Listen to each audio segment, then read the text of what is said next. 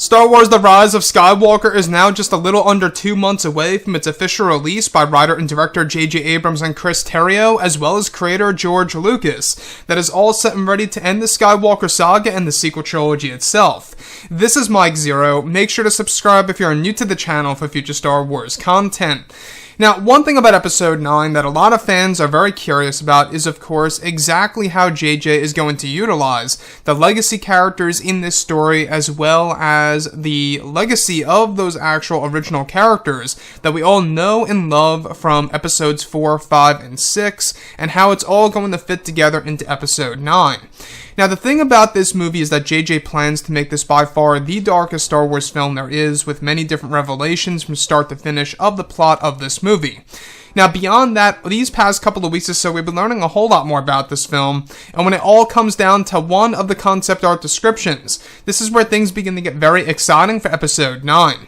Now, specifically, shot descriptions consisting of a sequence where it's explained that both Luke Skywalker and Rey are said to be sitting in front of each other inside of the Prime Jedi Temple, where Luke's Force Ghost is said to be providing a lesson to Rey about the ways of the Force and the Jedi. It's explained that one of the scenes is said to involve a moment in which Rey begins to ask more questions about Ben Solo and Han Solo, and that these questions are rooted from Rey's curiosity about Kylo Ren.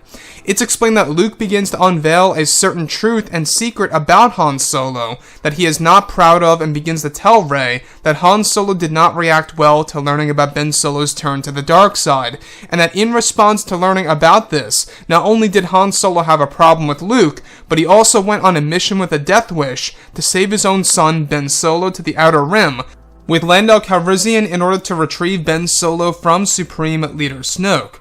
Now, it's explained that Luke reveals to Rey that Han Solo almost died when infiltrating the hidden base of the First Order before Snoke went mobile, and that Han, Chewie, and Lando worked together to get Ben Solo back. After many months, Han eventually apologized to Luke and they were on the same page again. But Luke explains to Rey that Han's actions are what led to Han and Leia's separation, and was also rooted to their different beliefs of Ben Solo's turn to the dark side of the Force.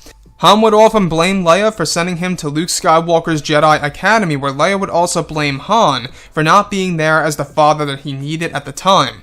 So let's go over a couple of parts about this. Now, the thing about this particular scene that really does open up a lot of different scenarios for both Han, Leia, Ben Solo, Luke, you name it, Lando Calrissian, is that it does indeed give us a vivid view of what happened in between Episodes 6 and 7 after Ben Solo's turn to the dark side, and how Han Solo reacted, and exactly why both Han and Leia split apart from their marriage. And that, to me, I think is a big deal. A lot of fans have always been wondering exactly why Han and Leia split. A lot of it had to do with Han Solo's reaction to Ben Solo's turn to the dark side and that massive death wish that he had when going over to Supreme Leader Snoke's planet that actually held the original First Order headquarters before he went mobile. Now, what I like about this, though, is that this also allows Luke Skywalker to open up to Rey and to reveal the truth about Han Solo and Leia and exactly why they split apart. And that does open up a lot of questions as well on whether or not this really was the best way by Disney and Lucasfilm, right? I feel that they could have handled it better instead of just having them split apart. They could have worked it out in my point of view.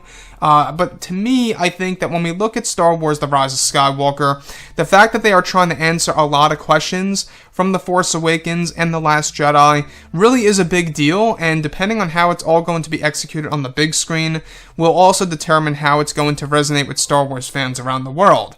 Now, we're still not quite sure about the name of this planet that Snoke's original First Order headquarters resided on, but that is indeed the place that Han, Chewbacca, and of course Lando Calrissian went over to inside of the Millennium Falcon in order to attempt to retrieve their son Ben Solo. You know, both Han and Leia wanted their son back, and this is said to be a moment in which Han Solo failed and even had a little bit of a grudge against Luke for quite some time before apologizing to him. So I'm sure that we're going to learn more and more about this, visually speaking, of course, in the form of a comic book or a graphic novel or something around those lines in 2020 or 2021, whatever have you. We do know that the new expanded universe, beginning in 2020, is going to focus on the events in between episodes 6 and 7, as well as after the events of episode 9. So we're going to learn a lot more about those two mysterious eras of the Star Wars franchise that will actually be kickstarted in 2020. So that's another thing to look forward to for sure. And the fact that Luke Skywalker's Force Ghost is really revealing all these secrets to Rey about Han Solo, Ben Solo, Leia, you name it, really is a big deal for Rey to grow in order to gain knowledge about the past for sure. So anyways, guys, drop a comment below. Let me know what you think about this below in the comments. And if you guys did enjoy the content for today, do make sure to drop a thumbs up on this video to support the channel. I thank you all so very much for the kind support, and I'll catch you guys next time.